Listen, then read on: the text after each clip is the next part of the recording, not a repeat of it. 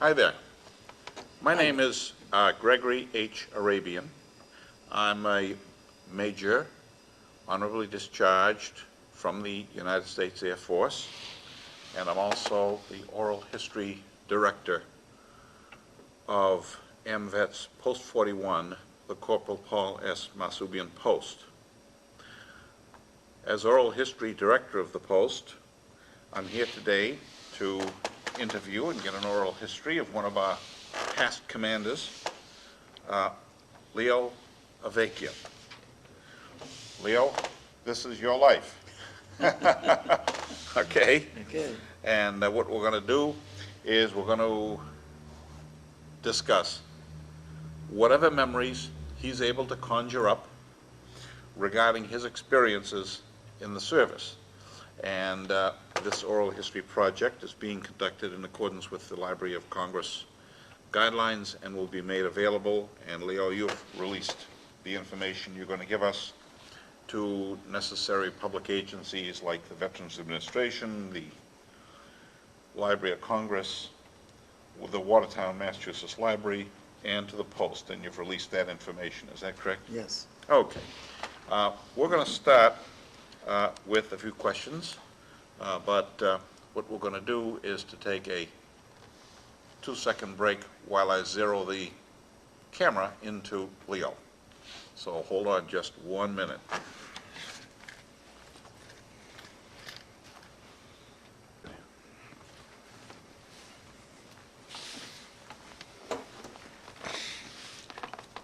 Okay.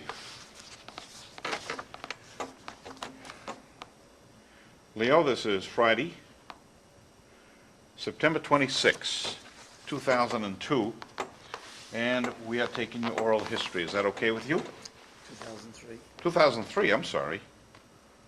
Friday, September 26, 2003.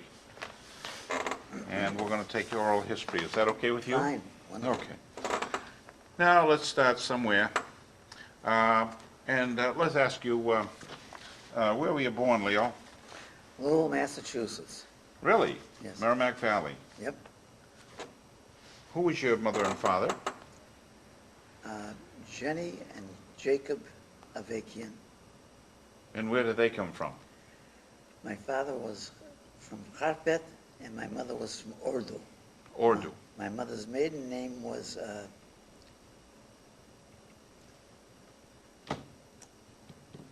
Chichan. Chichan. Yes. Okay. And of course my father was Avakian. Yeah. Avakian. Okay. And what did he do for a living? My father was a barber. Uh-huh. And he ended up being a barber at the whole. He worked for himself, and he then worked for the Statler Hotel in Boston, which he enjoyed very, very much. At that time, there were 21 barbers at the Hotel Statler, and they were all nice guys. And they had an organization there in the barber shop where they'd go out to dinner with their wives and so forth. And they had. I was pleased for my father because, you know, he worked very hard, came from a foreign country, learned English, opened up a business, raised a family of 5 children, took care of his mother and father. This is all done to the days of the Depression. He worked very, very hard. I remember he used to get up at 6:30 in the morning, open up his barber shop at 7, and we wouldn't see him till 7:30 at night. And during the Depression years, he was, we were paying rent to a Armenian friend of his, and my father was paying a lot of money for rent at that time. At the same time, 5 children, it wasn't easy for that man. So what happened is, he was cutting a banker's hair, and my father was telling him about paying rent and so forth. This was in 1932. So he said, Jack, why don't you do this? Do you have a few dollars, you know, a couple $100, $500, $600, in the bank or anywhere? And he said, my father says, yeah. He says, that's all you need. Those houses down the street are all brand new houses that were built in 1925 They were all lost by their former owners because of the Depression. So they are now selling for a meager $4,000. If you could possibly come up with a down payment, at that particular point, all you have to do is pay the interest on the mortgage, which my father did.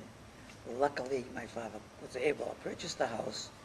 In 1932, the year Roosevelt took office, became president,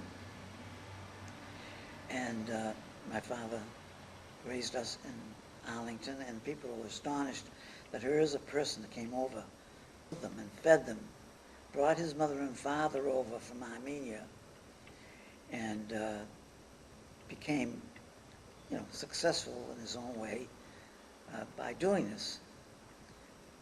Where was the house that he purchased? On Brooks Avenue in Arlington. Is that the one that you're living in The now? one I'm living in now. Really? Fortunately, yes. Mm. Yes. Mm. When my father passed away, of course, my mother got the house, put in her name. It was in her name. And when my mother passed on, all had their own home. I stayed with my mother, to take care and so forth.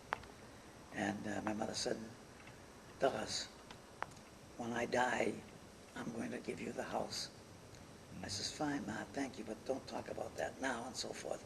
So, unfortunately, the poor woman passed away, and I obtained the house. One son, and we've been living there ever since. Now, I've been there since 1932. Since the day, I was born in 1925. So did he commute to the Statler Hotel from Lowell or from Arlington? No, from Arlington. Oh, I'm sorry. Initially from Lowell. I'm sorry. We were initially in Lowell, and they moved to Arlington. Mhm. Yes. Yeah. Any idea what the house was bought for? $4,000. 4,000. Okay. Well, that's quite a story. Did your father ever serve in the military? Or No. He was from Armenia, He was from raised a Armenia. family. Right. And were you the youngest or the oldest of your five? I had 4 sisters, 3 older ones, and 1 younger than me. So you were the only male? I'm the only male, right? Mm-hmm. Okay. And are your sisters living at the present time? One sister is deceased. The other 2 sisters are deceased, and there's one in the hospital, and another one living in New Jersey. Mm-hmm. And your son is an attorney, Yes. and you are living with your wife and your son at the old family homestead. Right. Okay. Well, that's quite a history. With regard to your military service, were you drafted or did you enlist? I enlisted because I didn't want to be drafted, and I asked my father, I said, Dad, I don't want to go in the Army. I don't want to be in the Army. I want to be in the Navy. I said, but I have to have your consent and your signature. Would you sign the papers if I enlisted in the Navy? He says, Douglas, yes. So he signed, and I enlisted in the Navy. Still, I was 17. Right before my birthday, I enlisted, which was in 1943. Why did you join the Navy as opposed to other service branches? Being selfish, I guess. I figured, so, hey, at least I have a bed to sleep in. I'll have my meals and so forth. Instead of being in the Army, where I was spoiled all my life, I don't think I would be able to tolerate Army life. Eating out of your helmet, pissing in your helmet, and all those unfortunate things that those guys had to go through. I didn't want any part of it. So I figured at least this way I'd have a clean bunk to sleep in and a roof over my head. Okay. When you went into the Navy, tell us, where was the first place where'd you sign up? I signed up in Boston, Mass, and took my physical at on the building on, which was the Cadillac building, That'd be the Fargo building? the Fargo building was in Boston. This is where I took my physical, where I enlisted, and I passed the physical. This was the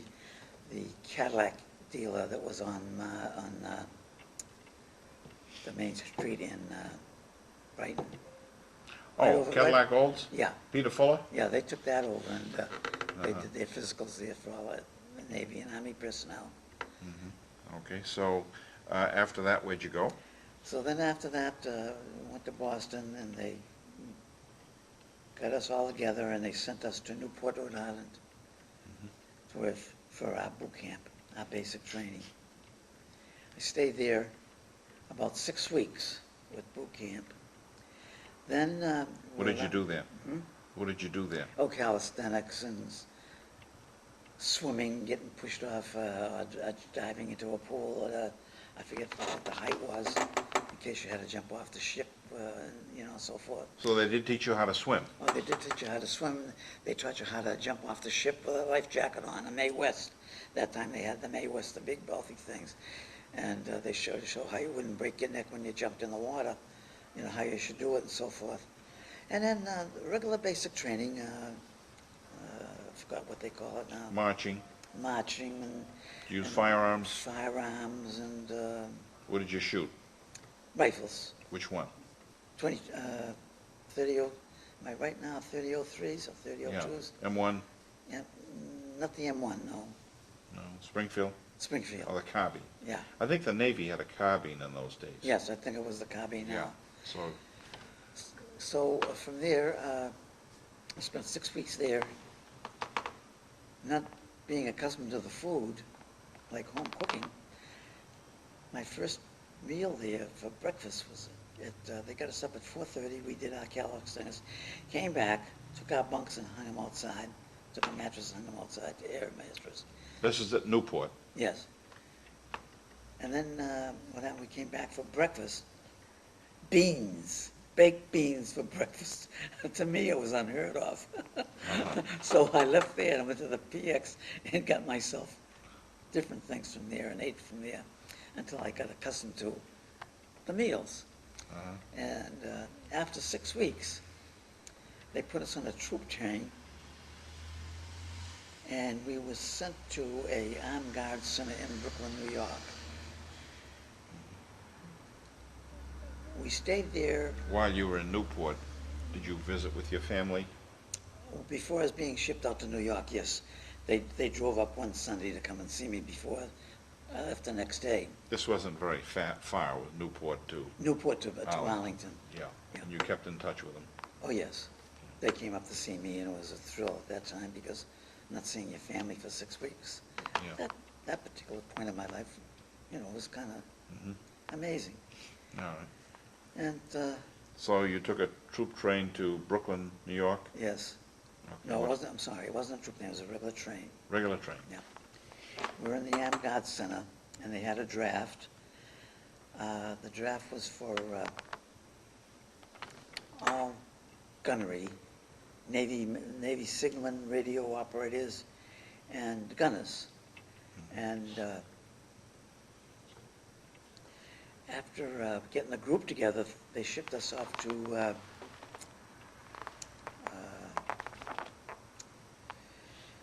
I forgot the name of the training center in Virginia, Norfolk, Virginia.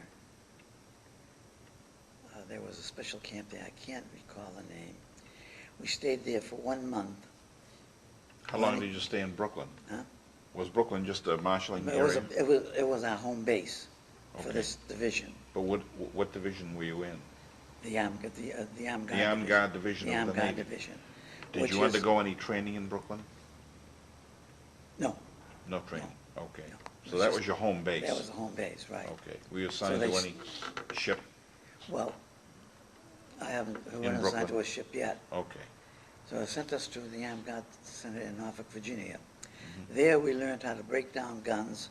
If a gun misfired, we were able to take it apart, put it back together again within a few minutes so the gun would be back into action. What kind of guns? We had 3-inch 50 cannons, 4-inch 50 cannons, and 5-inch, I think they call them 5-inch 38s. I forget the terminology now, but they're all huge guns that you see on these cargo ships.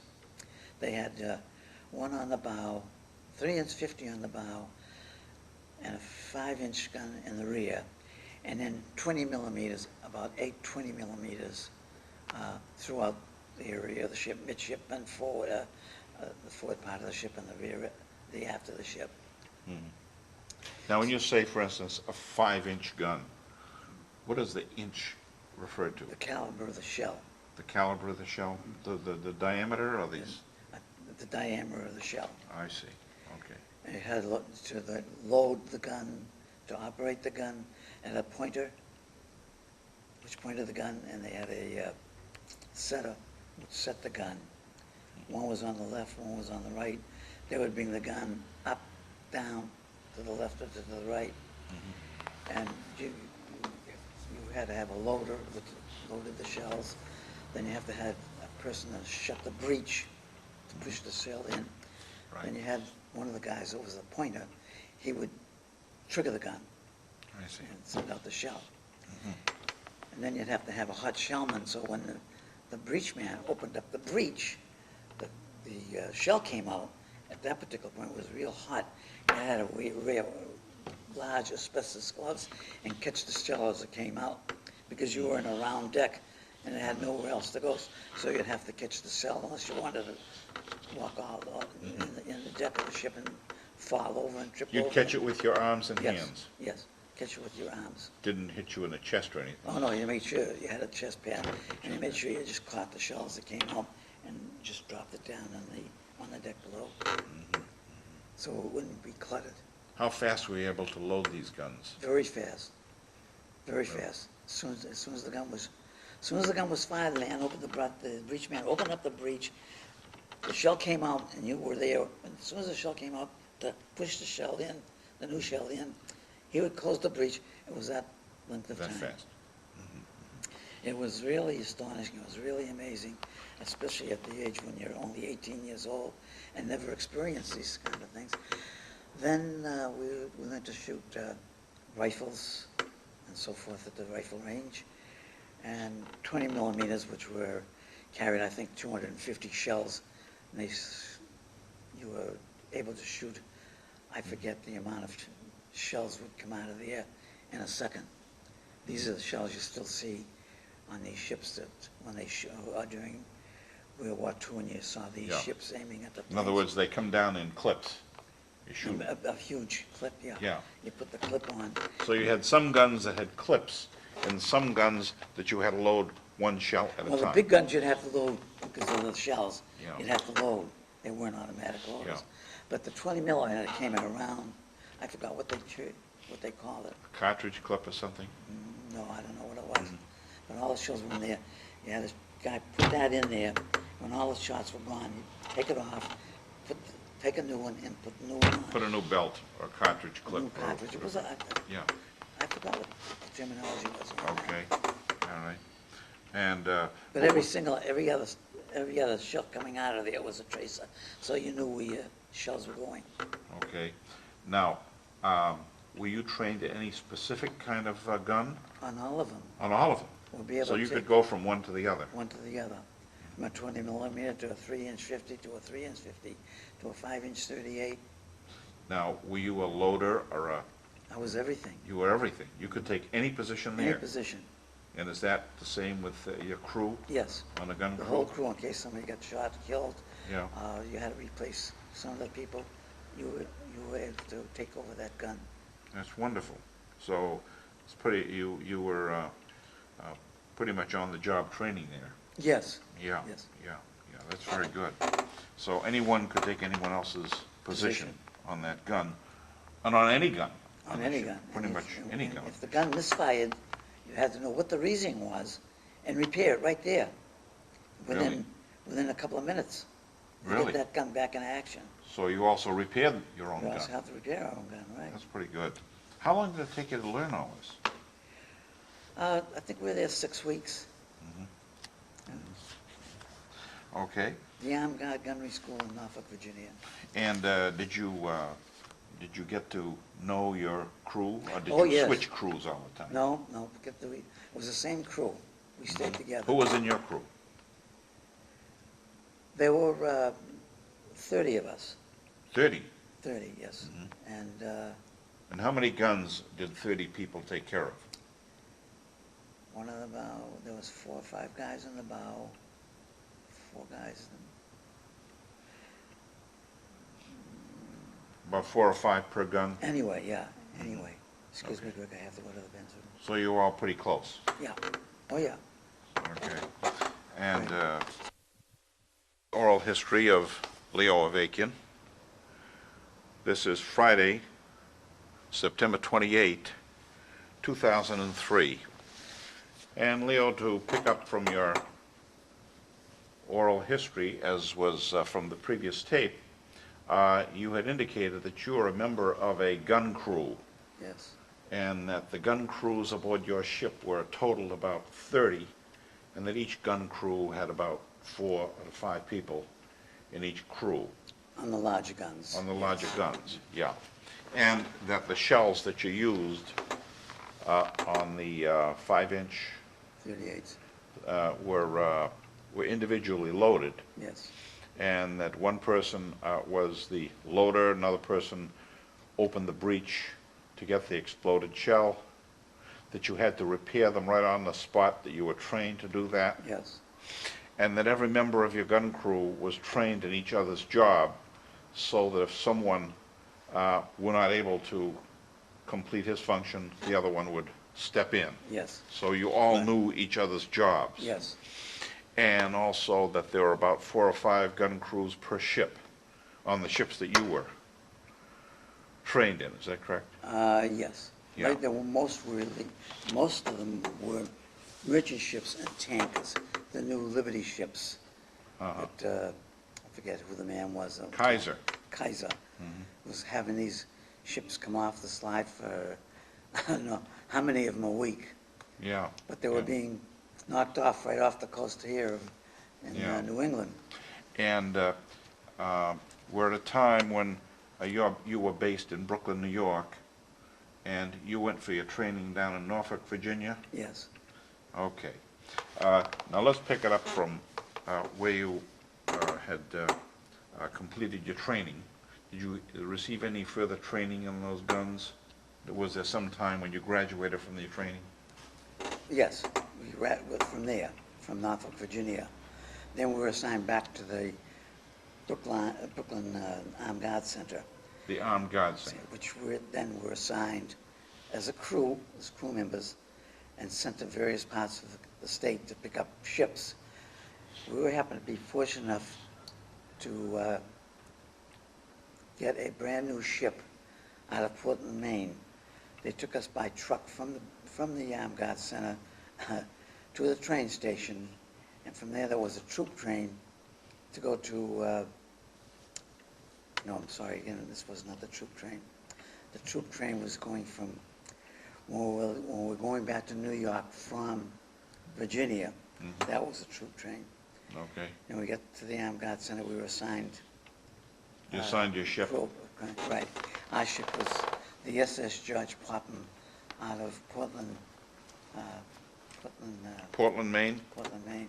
SS George SS George Popham. Popham. I forgot the history of George Popham, but he was well known way beyond my time, of course. Is there any reason why these ships were named after individuals? I really don't know. They were named after famous people, I guess. Like, the next one we had was the SS, gee, I'm getting bad. The Was SS this a Navy ship or a merchant ship? No, these were merchant ships.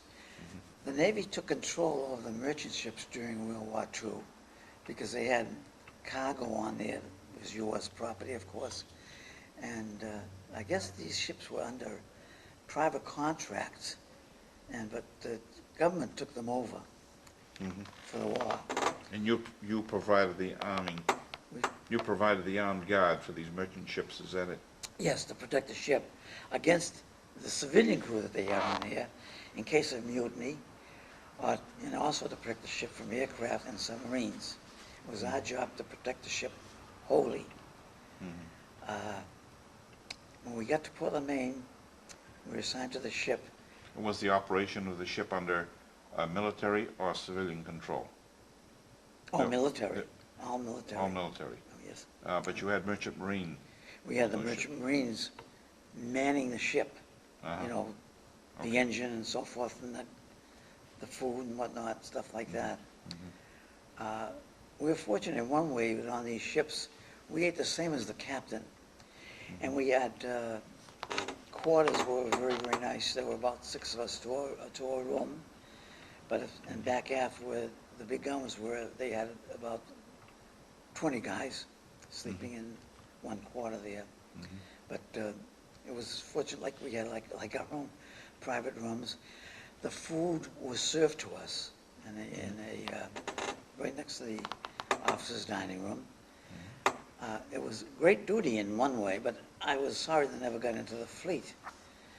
But of course, they were losing these ships and losing this crew so fast that they had to replace them because these ships were coming off the assembly line so fast. They had to have guys to go on them.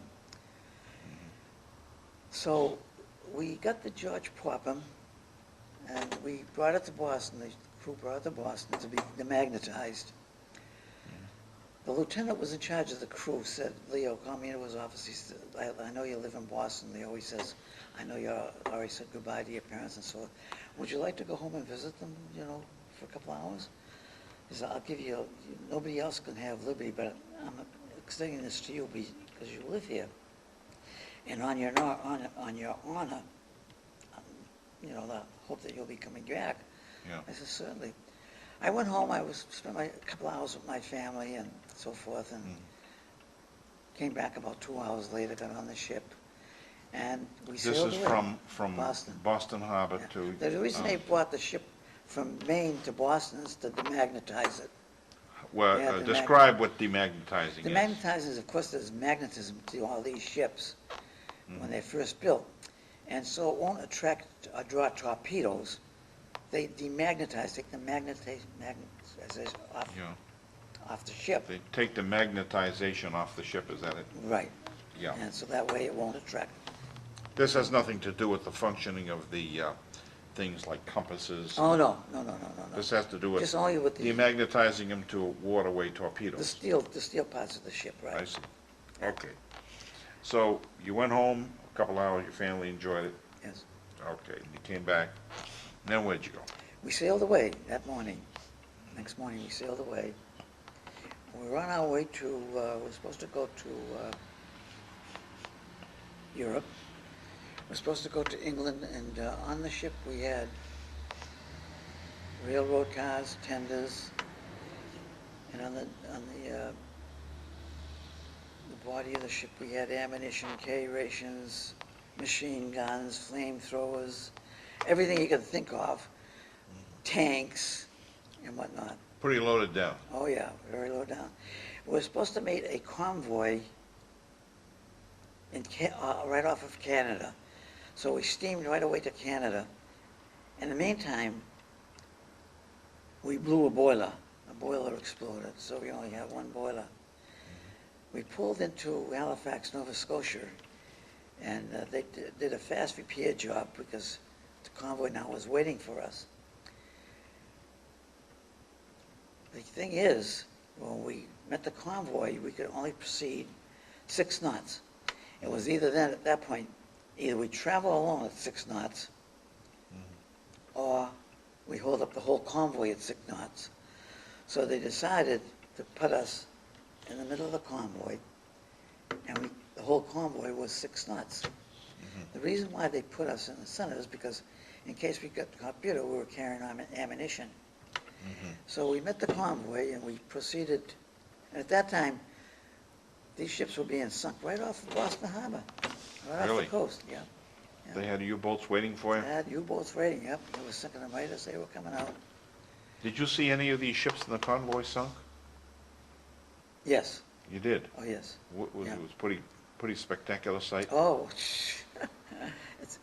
you know, Greg, so many things happen to me that it's very, very difficult for me to recollect back 50 years ago, you know, with all my health problems and so forth and the things that occurred.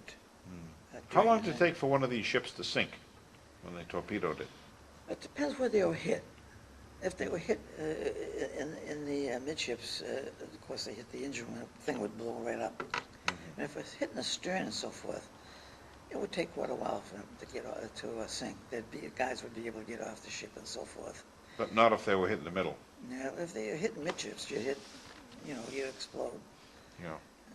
But You never had that experience, thankfully. not that experience, but as the convoy proceeded, it was right around Christmas time, right? Because that was Christmas Eve. We were right off the coast of England, and we saw a couple of ships get torpedoed. So, of course, at that point, I forget what happened. But anyway, we scattered, and we ended up going further north up towards Greenland and so forth, and then to go down the You were only North going Sea. 6 knots still. Yeah, only Yeah. 6 knots. That second boiler was probably not as well repaired as you Right, might well, think. they tried to fix what they couldn't. They didn't send us back to Maine to get another boiler because it'd take too long. The ship was already loaded with all the cargo. They couldn't Yeah. detain the ship. Okay. So, When those 2 ships were torpedoed, you got the order to scatter? well, we scattered. You scattered? We scattered. So, I guess. When you say we, do you mean the convoy that you were in? Well, yes, Okay, Yeah. all right. because we were so close to land. Uh-huh. Okay. So we went around the North Sea, down to the English Channel, and we pulled into Glasgow, Scotland, Uh-huh. and so forth. And we unloaded the ship there, the cargo there. Were you able to repair the ship at Scotland, or? They tried to repair it. They kept it there for a whole month, waiting for some parts to come in from being flown in from the United States. In the meantime, we were having Liberty in Scotland, which was a fantastic place. Really? Yeah. Describe some of the things you saw in Scotland. Well, we saw the castles and so forth, but the one occasion was that I never drank in my whole life, of course, being at my age. The guys got off the ship. Of course, a lot of them were older than I am. They were bigger than I am. And the first thing they did was hit a bar. So, of course, I was with them and so forth. And, of course, beer over there with the point, I forget the point, 2 points something for the beer. Anyway, I didn't know what happened, but I got drunk as a hoonie. And I guess I started to fall asleep, and I slept on the sidewalk. This Canadian, I forgot what they call him, Canadian Air Force guy and his girlfriend saw me, and they came over and they said, "Are you all right?" And I said, and they knew I was a kid. And I said, "Yeah." I says, "I guess I had too much to drink and so forth." They said, "What's your name of your ship?" And I said, "Well, I can't reveal that." They said, "Well, why don't we give you a cab and you can tell the cab driver to take you back to the ship." I guess I must have passed out. The next thing I knew, they had taken me to her house, her mother's house. And they watched over me and they took care of me. They fed me with tea and crumpets till I sobered up. They called the cab. I thanked them very, very much. They called the cab and I went back to the ship. And it was just so surprisingly how people were so kind and nice to you, you know? They took care of you? Yes. Yeah. So, in the meantime, while they were unloading the ship, oh, I'm sorry, I lost part of my story. But you had Liberty for about a month in Scotland while they fixed your ship? Yes, and what they were gonna do is, I'm sorry, you see, this is why I tell you That's about okay. this. They were starting to paint the ship white. So my buddy, Danny Bonner, said to me, he says, "Hey, Vic, you know why they're painting the ship white?" I said, "I have no idea, Danny. Why are they painting the ship white?" He said, "We're gonna make the Murmansk run." You know, I said, "You're kidding." He says, "No, I'm not kidding." Well, we found out that the next day, they started to paint the ship gray again because we wouldn't be able to get the parts from the States. They couldn't fix the ship there, the boilers. So,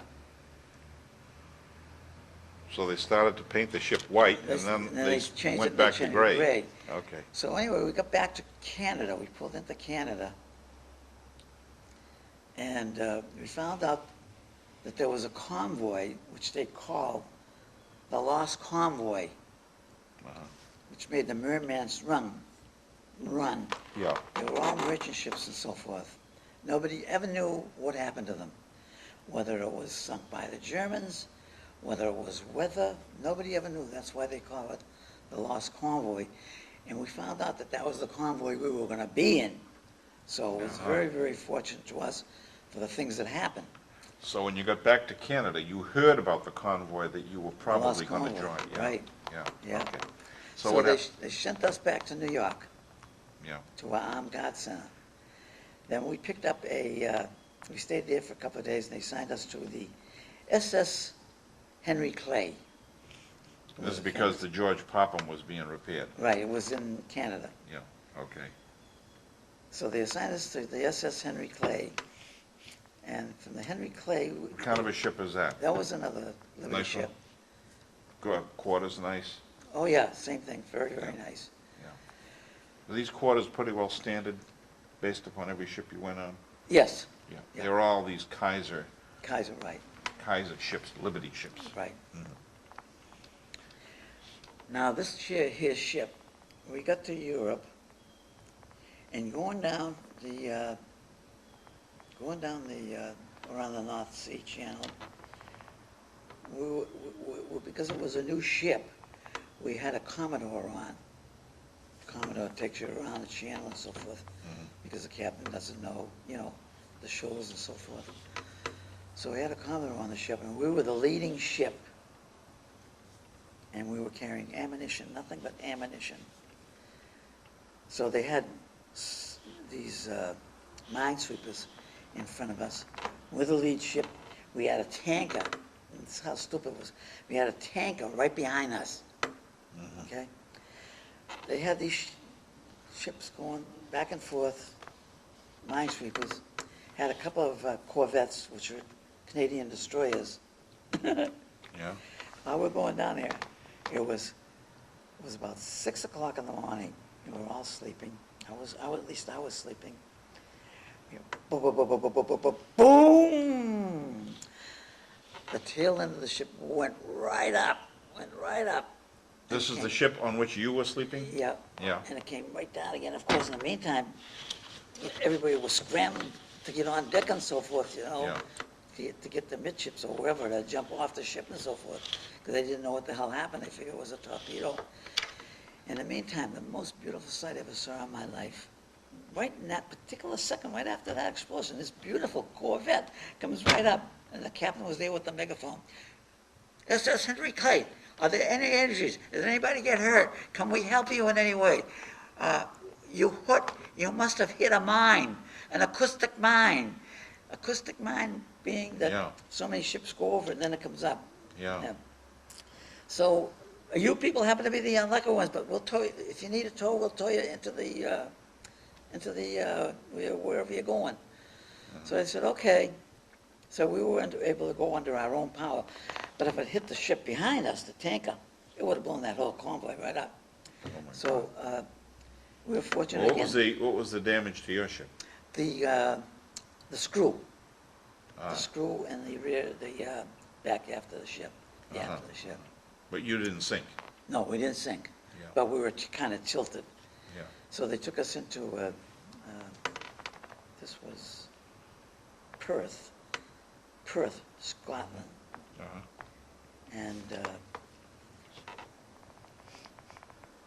we were able to get off the ship and so forth. And they were able to repair the ship because you always carried an extra screw Yeah. on the deck, on the rear. How many screws was the ship One.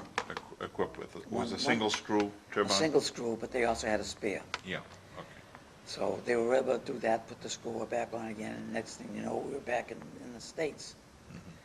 We got back in Well, the... you delivered your ammunition Yeah, to we did. Perth? Well, yeah, the Okay. merchant crew takes care of the loading and unloading. Uh-huh, okay. So, we came back to the Armed Guard Center again in New York, Brooklyn, New York. They Go found ahead. another crew. This time they sent us to New Orleans. Same ship? No, we're on a, we took a troop train to New Orleans.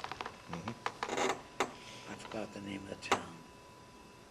From New Orleans, we stayed there for 2 days. Then they called my company up, and we got on an LS. It was an LST or an LCI. I think it was an LCI, Landing Craft Infantry. We took this LCI from Mobile, Alabama, Right. to Panama.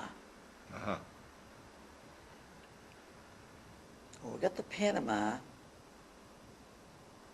of course, we had our gear, and at that time you had your hammock, and you also had your sea bag, which is tied up in a bundle. And you'd have to have that hoisted over your shoulder, and wherever Right. you went, this is what you carried. I forgot to tell you that while we were in the Armed Guard Center, we had inspection to go on Liberty. This is before we got to New Orleans. And we had a formation there. Greg, the line was like this. I was You were the down, shortest guy shortest guy in the formation. in the whole outfit. Okay. So there were, How'd you feel about that? I felt good about Yeah, it. all right. So when they inspect you, the captain's inspection, he came by and he says, "What are you doing in this outfit?" I said, "I don't know, sir." He said, "How'd you get in here?" I said, "I don't know, sir. I was drafted right from boot camp to the Armed Guard Center." He says, "Hey, listen," he says, he says, you want to get a transfer? I can get you a transfer out of here, and put you in the fleet or somewhere else." I says, "No," I said, "I appreciate it, but," I said, "I made my friends and so forth. I've come this far. I said, I'd rather stick it out." He says, "Okay," he says, "it's your option." And so forth. So anyway, from that point on, I felt kind of being with all these big guys, and Yeah. the smallest guy in the Navy. Yeah. And this, But you were able to do your job. Oh, yeah. Yeah. That's the Yeah. thing. Okay. So So then you went to, from Mobile, Alabama. Mobile, Alabama to Panama. Panama. Okay. Go Now, through the we're canal catching- there? Huh, yeah. Did you go through the Panama Canal? I guess I'm going to say this Okay, now. go ahead. We're picking a ship going through the canal. It's already going through the canal. So it's, before it got to the locks or whatever, we were supposed to board it. So they put us on a bumboat, which they call a small boat, which should be able to carry 40, 50 guys and so forth. And you're supposed to throw they got to the side of the ship, and you throw your sea bag and so forth. Now the ship is up here and we're down here. And this thing, is like this. So everybody's throwing their bag up, and then being the smallest guy, I wait till the last, give these guys a chance, So one guy came up and says, "Can you handle that, Leo?" I said, "Oh yeah." I said, "I think I can." Big mistake. I threw the sea bag and up. It didn't go all the way up to the top. It plunked right back down in the water. Oh, my God. So my buddy Danny Poitos, he says, "Jesus Christ, Vic, I know what I'm going to do with you." So he picked up the sea bag and hammock, and we threw it on this ship. It was a tanker. Mm-hmm. It was a beautiful tanker. The tanker was the SS Sheldon Clark. Beautiful tanker. It was full of oil. So you can imagine when it's full of oil, it wasn't as high as I made it out to be because, Yeah, pretty deep. but I still couldn't throw my hammock and sea bag. So. Everything gets soaked? No, it wasn't too bad. Okay. So anyway. So you got aboard a tanker then? Got a tanker, and we went through the Panama Canal. It was amazing how the ship And it was pulled by these, what they call these iron horses, Yeah. you know. It was amazing how close the ship was to the different locks and so forth, you know. And then, I forget how long it took us, but it was really a great experience. So we found out we were going to go to the Pacific, and we were going to go to Australia to unload our oil. In the meantime, if there were any ships, we would be able to, you know, fuel some of those ships, Navy ships. So we got to Melbourne, Australia. That's a bit of a trip, isn't it? 30 days. You were But 30 we days were able ago. to travel. Tankers travel fast. We were able to travel, I think 16 to 20 knots. Really? And the tankers rode much better than the Liberty ships because they're deeper down in the water. Yeah. And you have no danger from submarines, right? Oh, yeah, the Japs. You have the Japanese submarines around that area? Fortunately, we didn't see any or heard any, but they were in that area. They were. But in the meantime, of course, the Americans really took care of the Japs at this point. Now we're going back into 1944, 45. Oh, yeah, yeah. So we got to Melbourne, Australia. We had a Liberty, we had a Liberty for one day. Next day, we're back out the ocean again. We went... Same ship? Same ship. It says Sheldon Clark. We took the Sheldon Clark to Abadan and the Persian Gulf, a 30-day run. We've loaded up at Abadan, went back. Abadan is near Abadan is Saudi Arabian port? Saudi Arabia. You go up the Euphrates River, and Abadan is right before you get to where Abadan was, what's the name of that place now? The main place where they're having a problem now.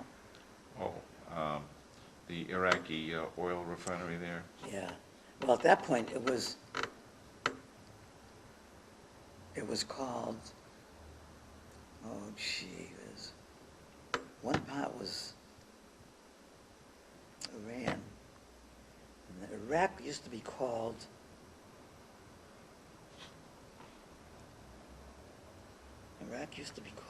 Was it in the southern part of Iraq?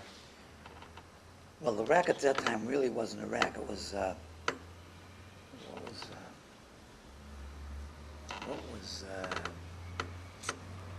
British Protectorate or something? Jeez, it was a name, it was a different name at that time. Okay. Then when the Iraqis just took over, they called it Iraq. That's where we got our oil. Anyway, we picked up our oil, and we sailed back to Australia. At this time, we were in... Did you transfer oil to other ships? No. In other words, you'd pick up your oil from a refinery. Right. You take it back to Australia, and you'd offload that into their own Into their own... receptacles or their own reservoirs or Right. tanks. I see. But you never offloaded to other No. ships? And we were able to travel alone, because we could always outrun a sub. You could? Yeah. Yeah. And how many screws did this tank One. have? One screw? Yeah. I see. And you had spares? We had the spares, yeah. And the oil that you had, was this refined oil or was this crude oil? This is crude oil. Crude oil. Crude oil. So you took it to the refineries to be To refine it. refined? Yeah. I see. Okay. So you had the Abadan to Australia run? Right. Okay. We got back to Australia in Perth. How'd you like Australia? Very nice. Wonderful. I loved it. Did you have time to enjoy the country, or did you No, mostly aboard because ship? it didn't take long for you to empty out your fuel. It pumped out so fast, it was ridiculous. Really? Yeah. The old man let us go ashore maybe for about 8 hours. We had to be back on the ship. So what had happened is this guy Bonner and I was talking to about, we met a couple of girls. And we were having a hell of a time. And I said, hey, Bonner, it's about time we got back to the ship. He says, yeah, Vic, we should get back to the pier. There's the ship. It's gone. Oh, my God. Yeah. So they knew our predicament, so I said, Jesus, you guys just missed your ship and so forth. Come on, I'll take you to it. So he had a boat, put us on his boat, and he took us up to the ship. We got it. They were slow because they were going out to Yeah. the harbor. This is civilian boat, is it? Yeah. Okay. Yeah. So they took you out to the ship? Yeah, took after got the ship, and there's the old man pacing back and forth, pacing back. Jesus Christ, I'm in trouble now. I lost 2 seamen in a foreign country. I'm gonna catch holy hell. Yeah, So he was there. Jesus Christ, you guys are always in trouble, you know. yeah. He says, I'll fix you guys. I just could tell what kind of people you were from your letters you wrote home, you know. Yeah. He said, I'm giving Leo Avakian, I'm giving you 100 hours extra duty, cleaning the head. I forget what Barnes thing was, but then we couldn't get off the ship at the next port. Uh-huh. So anyway, we got back to Avakian in the Persian Gulf again, loaded up with fuel. Was this a straight shot from Australia to Aberdeen? Yeah, yeah, Okay. yeah. And how long did it take you to get there? 30 days. 30 days. Yeah. Now, in the interim, we get to, I forgot the name of the port. It was Perth, Australia. Mhm. And what happens, every time you go to port, the captain of the ship goes off to the port directors to get orders from the port director to find out where the ship is going next, what it's going to do, and so forth. So he went ashore. The third mate also went ashore. Now we're ready to sail. The captain's back on the ship. It was my duty to stand gangway watch. When you stood gangway watch, you carried a 45. Now it was about 7 o'clock in the morning, and the captain comes on board, and of course now we're missing a chief mate. A third mate. And of course you can't leave without the third mate. What does the third mate do? I really don't know. Yeah, but you need a third mate. You need a third mate. You have a chief, second mate, and a third mate. Oh, okay. I guess they're in charge of different parts of the cruise, the engine room, Yeah. the deck, and so forth.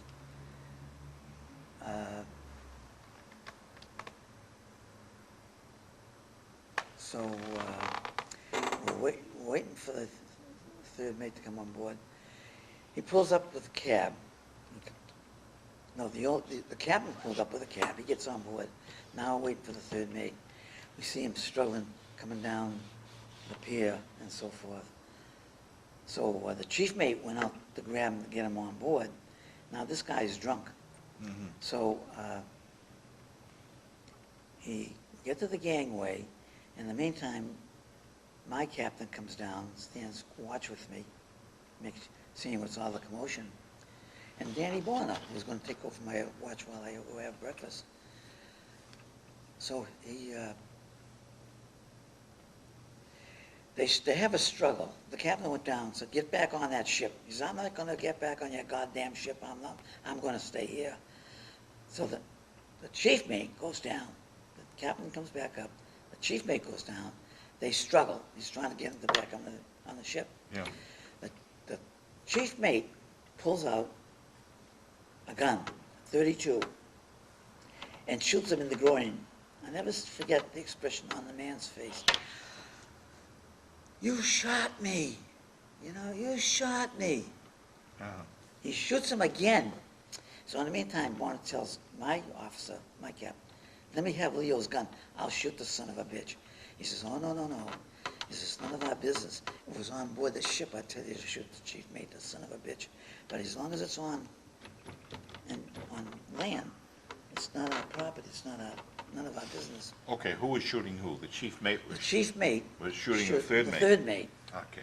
Now, it happened on the dock, on land. Right. But he's saying if it happened on board the ship, I'd tell you to shoot the son of a bitch, Yeah. to shoot the chief mate. So anyway,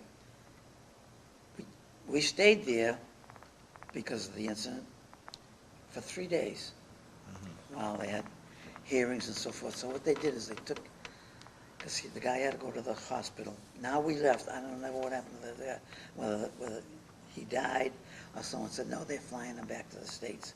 I never knew the real story behind it. Anyway, we get back to Aberdam again, okay? So from Aberdam, we make another sail back to Perth again. We unload our fuel, and we just dropped the lines, and we hear ding, ding, ding, ding, ding, bang, bang, bang, bang, bang, woo, woo, woo. Yeah. The war is over. Yeah. The war is over. What was the total amount of trips you took from Perth to Aberdeen? 4. 4 trips. Yeah. And after 4 trips, That the was the war was over. 4th trip, yeah? Yeah, So then, in the meantime, we were making our crossing. They were starting to release guys with points, okay? The more points you had, the faster you got out. Everybody said, Jesus Christ, here we are. We got 40 points. They started with 40 points and started going down. We got over 40 points, and they're releasing these son of a bitches with 30 points, right? And we're still out here in the goddamn ocean. yeah. So, I forgot now what really happened at that point.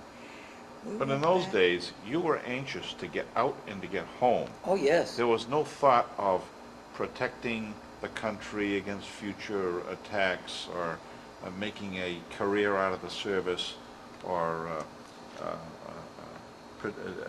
providing for future security for the country. There was none of that. There was none of No. that, no. It was Everybody over, you were gonna They go wanted to home. get the hell home. They want to get back to their wives, their girlfriends, Yeah. their parents and so forth, you know? Right.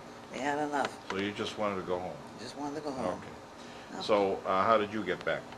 That's what I'm trying to think of now. I forget where the ship ended. By ship or aircraft? No, by ship. Came back by ship? Did you go Yes, through the the ship canal was- again? Huh? You go through the canal? No, Did you end up on the west coast? no. I forgot. Greg, at this point, I forgot. The invasion of Normandy was in there. Yeah. On the merchant ship, on the SS Henry Clay. Right. I forgot the So most you were in important on part the of my invasion. life. Yeah. The most important part of my life I've left out. Yeah. a But lot you of- were in on the invasion of Normandy before you went to the Oh, yeah, Pacific. yeah, right, Okay. right. It was my second ship. Yeah, we made The Henry Clay? the Henry Clay. Yeah. We were This there. is after the George Popham had to be left off for Right. repairs. Yeah. And you picked up the We Henry picked up the Clay Henry Clay, at Mobile, and- is it? Or was it Brooklyn? Brooklyn. Yeah. We picked up the tanker at the Mobile. Okay. Tell us something about the invasion of, We were there right after the invasion, because we were a merchant ship, and we had on there LCIs, ducks, you name it, all heavy equipment for the Army, the big trucks and so forth. keeping in mind that the invasion took place on June 6, 1944. I was there June 6th. You were there right after the invasion? Right after they made the run up the hill and so forth. Really? Yeah. Huh. We were there, and they had these ducks that would come out and take the, we couldn't go on the land, of course, being a ship. So they sent these ducks out, which were, these cars. Floating tanks. Oh, they're Ducks. floating trucks. Yeah. Yeah. And they used to take it, put this big cargo stuff on them and so forth. The ammunition and whatnot, they'd drive it onto the land. How many people went aboard one duck? There was only one. There's only one Just person. One person driving it. So he would drive all of the cargo there. It wasn't a personnel carrier. No, it wasn't a personnel carrier. Okay. So how did they make it to shore, okay? Well, this one, when they overloaded it, and it goes blurp, blurp, blurp, blurp. Sunk right Sunk. in. And the guy comes up, dumbfounded. In the interim, I forgot, there were dead bodies all over the goddamn place. you Really? know? Yeah. And, of course, they had people going around with things and picking dead bodies up and so forth. But it was really something, it was really amazing. But I forget how they got the rest of the cargo ashore. See, this is where I kind of blacked out. And something happened to me, and Your duty was on the guns guns. on the ship. Yeah. And were you shooting Oh, at yeah, that time? we were shooting it, sure. Were you shooting shells, Shooting shells. towards the shore? Right. Okay. But you were a cargo ship. Cargo ship. But even though you were a cargo ship, you were involved in shooting shells on the shore, Oh, yes. Normandy. Right. Okay, so you were helping the troops. Okay. So you say that during that period you blacked out? You feel you blacked Something out? happened, I don't know, something happened anyway, after the invasion, and they unloaded the ship. We were out to sea, and for about 4 or 5 days, I didn't wake up, didn't have anything to eat. Finally, the old man came down, woke up, he says, Leo, he says, I'm taking you off sea and watch duties, so just enjoy your trip. We're going back to New York. He says, and I'll put in for a, we'll send you ashore to get you examined and so forth, see what your Yeah. problem is. In the meantime, you have no duties. This was all written up and so forth, and the things when I got discharged. Really? Yeah. But it never. But you do remember the invasion of Omaha Oh, yeah. Beach? Yeah. Yeah. My sister was telling me that the Navy got in touch with them and said that I had a case of amnesia. Hmm. So that's what they base it on. Amnesia? Amnesia. You don't remember any I don't, at that point. bruises or anything See, else? like even from today, it? I'm lucky I remember what I'm remembering. Because I try to do this yesterday and write it down for you. Yeah. And I start, gee whiz, I get all balled up, I get all screwed up. What ship was this? And Yeah. where do we pick this ship up? And, Yeah. But you do remember the invasion Oh, of I Omaha remember the Beach? invasion, yeah. Because Yeah. it was really frightening and fascinating at the same time. Really? Yeah. And a whole bunch of ships around you? And- Oh, all kinds of ships all over us. Mhm. The Navy ships were way out, and we were inside. Did you receive any fire from the shore batteries? We didn't know. Yeah. Did you notice any? By this time, they had taken over most of the hill. They did. Yeah, yeah. They were, yeah. Were you able to see any of the other beaches that the other troops had taken over? No, the only thing I saw was the Omaha Beach. Just Omaha Beach? Okay. So when you returned back to the United States after the invasion, where did you go from there? At that time, that was December. December 44? 45. 45. Oh, wait a minute. The invasion See, I was get- June I get 44. lost there. Yeah, And 44, then you came, yeah. then you must have come back in the summer of 44. We came back, okay, we came back, yeah, and so forth. They checked me out at the Armed Guard Center in Brooklyn, New York, I was fine. That's when they sent me to, Then after that, you Mobile. went to the Pacific. yeah. Mobile, They sent me to Alabama. Mobile, Alabama, and that's Right. where we picked up the tanker. And I spent the rest of my time on that ship to 1945. How long did it take you to get from United States to the Normandy invasion? Across the Atlantic? 10 days, 10 days? yeah, 12 days. Took 10 days back. So what you did was you unloaded what you had aboard the ship, is that right? Yeah. And that was it. Did you have to make any runs back and forth? Of course, you don't know You because mean, you had, at this point, at what point you're talking? at the point of where you had participated in the Normandy invasion. Yeah. Oh, that's when we came back? Yeah, came back. Okay. You didn't have to go back and forth. No, that's when they took us off the Henry Clay, and they put us in the Armed Guard Center. Did you, Then they do sent- you recall that the Henry Clay was at all damaged by any Well, hostile fire? It was that I don't know. Yeah. But then we came back to the Armed Guard Center, and they sent us, I think it was because we they made the invasion of Normandy. They sent us to Norfolk, Virginia again Uh-huh. for retraining and so forth. I see. So we stayed there another month. Okay. And then we it's came after back. that you went to Mobile. Right, You went aboard the oiler right. Yes, and yes, through the canals as you've described. Right. And after runs from Perth to Abadan and back, the war was over. Right. So you came back home, and your family's happy to see you. Oh, yeah. Yeah, Yeah. I got out in, I was discharged right before Christmas of 45. Mm-hmm. And you came back by ship to the United States? Yes. Oh, yeah. Okay, and your ship landed where? Boston Harbor? That's what I'm trying, that's where I'm lost. I A little don't lost. remember. Okay. I don't remember. And you were discharged from the Fargo building, is that it? Yes, I went to the Fargo building, and I In stayed there. South Boston. Yeah, I stayed there. I was back here in December, They sent me from the Fargo building, the Army Center in New York to the Fargo building. I had to stay at the Fargo building for about 3 weeks until I got my discharge papers. Describe your transition from military to civilian life. Very, very difficult. Was it? Yeah. Very. What- I came back, I was extremely nervous. You were still single? Oh yeah, still single. I Okay. lived with my mother and father. Uh-huh. And I was still single, and it was a very, very difficult change. What was the first job you had when you came back? The first job I had, because you're a veteran, you receive 10 points to get a civil service job. You had veterans preference. Yeah. Now, as a disabled veteran, they gave you were above the 10%. Were you considered disabled? Yes. Yes. Uh, And they gave you disability because Oh, of yeah. your amnesia.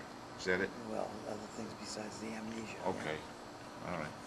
Uh, But you didn't receive a Purple Heart for it? no, no, no. Yeah. Okay. Where were we? Your first job that you the had. first- Oh, yeah. So I tried to get a civil service job, and I applied for the civil service job. They wanted to give me a job at the post office. I said, no way am I going to the airport and load planes with luggage. No. So I then replied again, and they sent me to the Corps of Engineers, which was located on Commonwealth Avenue in Boston. The Army Corps of Engineers? Yeah. Okay. There was a job open there for a messenger. Mhm. So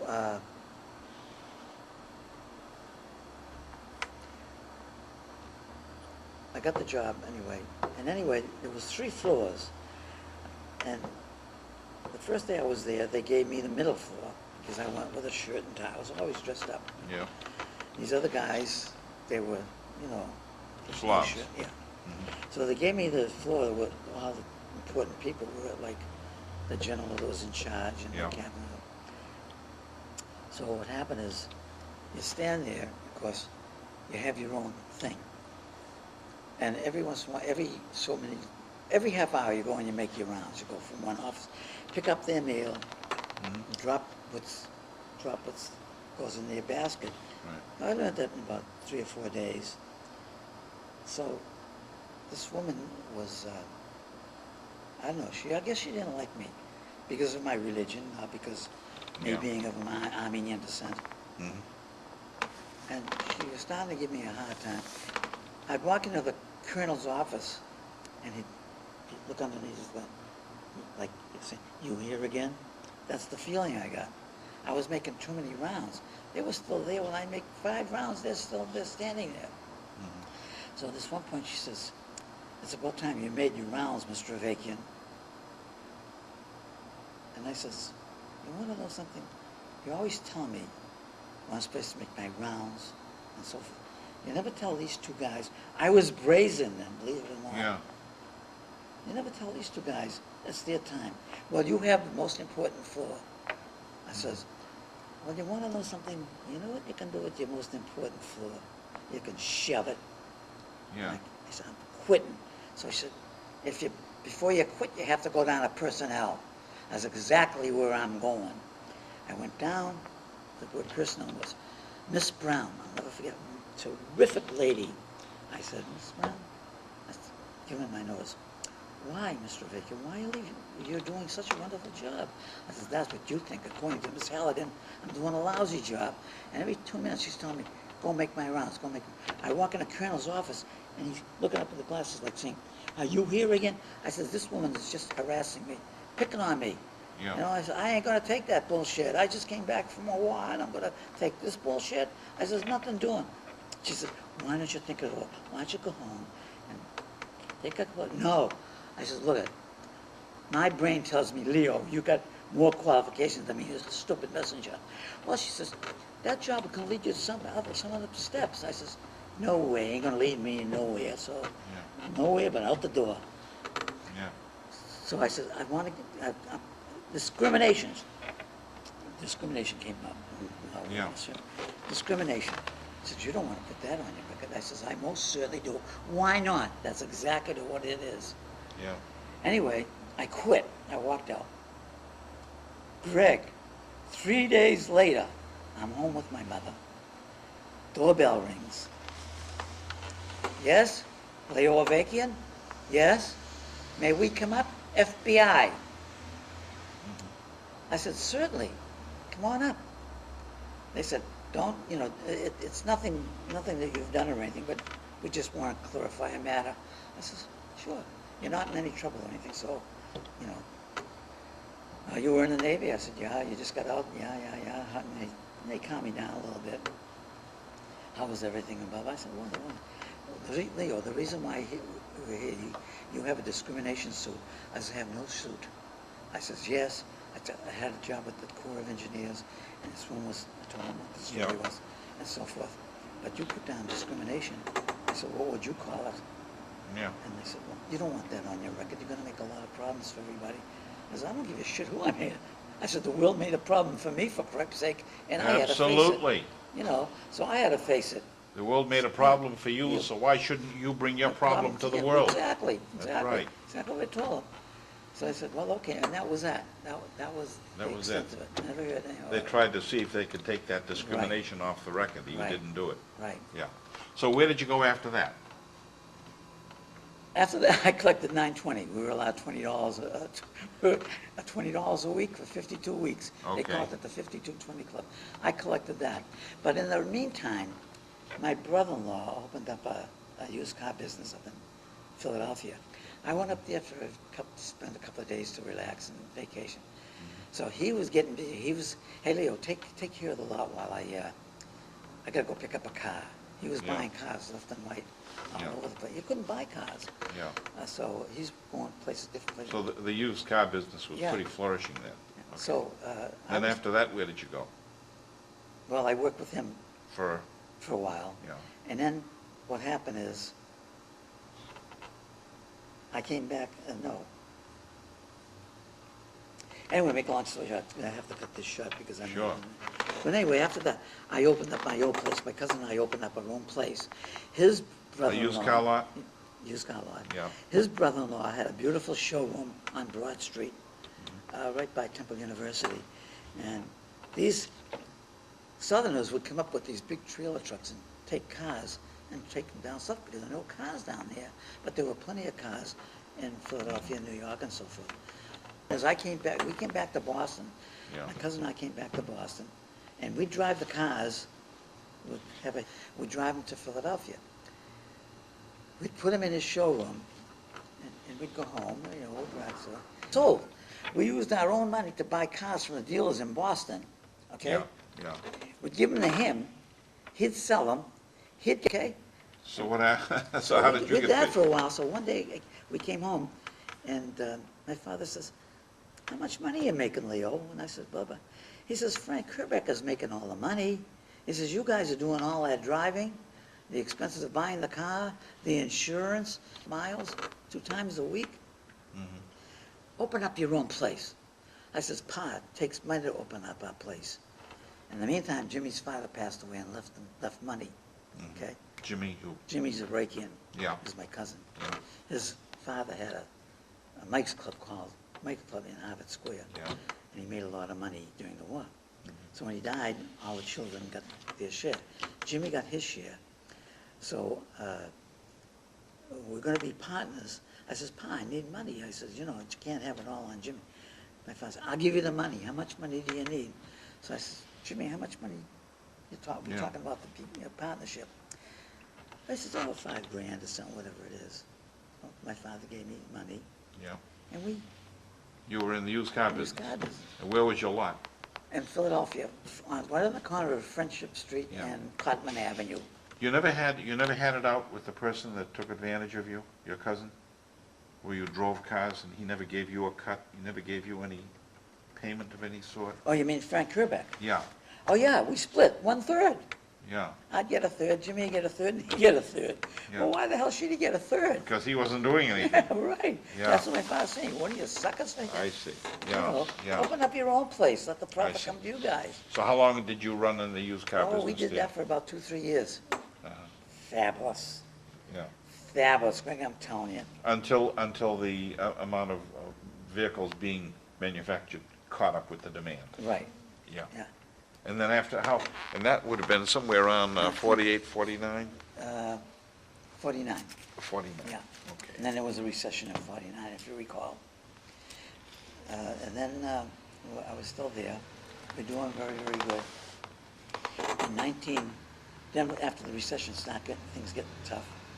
You had to pay more money Yeah, for the Korean War. Yeah, Did they call you back for the Korean War at all? no. Yeah, okay. And then, And then what happened is, I came back. My father died in 1952, so I had to come back home because my mother was there, and my sister, kid sister. You have to have a man around the house, and business wasn't that great, so I said to Jimmy, there's enough money for you to make money. You want to buy me out? Jimmy says, yeah, okay. So I figured how much money was coming to me, and he gave me my share. I came home. In the meantime, while I'm home, 1952,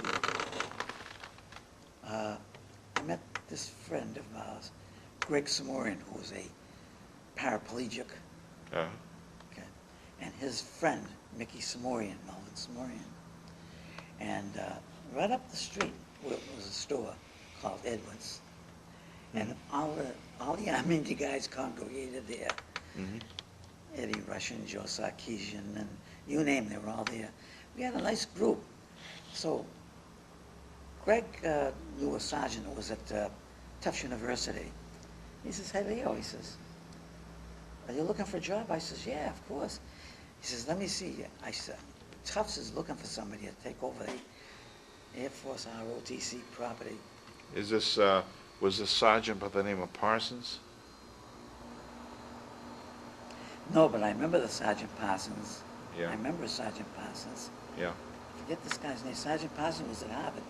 Yeah. Forget the name of this guy's name. Okay, so- So anyway, I went to and had a meeting with. We're getting to the end of the tape. So, let me end this, okay? Okay. Let me end this story by saying that when you got the job at the Air Force ROTC at Tufts University, the first person, one of the first persons you were in touch with was myself. Because I entered Tufts University in September of 1950. Okay. I'm sorry, September of 1954. 54. Okay. 54. And Tufts Air Force ROTC came there in 1955, which is when I enrolled in the Air Force ROTC, and I had to take 2 courses to double up. And I remember that in the supply department of the Tufts ROTC, you were the one that gave me my uniforms and my equipment so that I could be part of the Tufts Air Force ROTC. Right.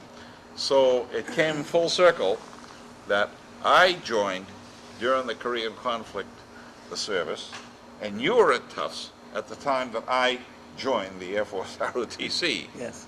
So here's a person that was went through all the wars from 1943, Yes. and here it was 11 years later when I started my career in the service. And that's where we are today. And now we're both members of Post 41 of the AMVETS. Yes. And you were past commander of the AMVETS about 2 or 3 years ago, and I was your judge advocate, Yes. your public information officer, as well as your oral history director. So I served under you in this post. And that's where it is. And I'm sure that both of us enjoy our camaraderie at the post. Very much so. Okay, so we're going to end this interview. It's Friday, September 26, 2003, and we want to thank you for your participation. Past Commander Leo Avakian. Thank you very much. It was a pleasure. Okay.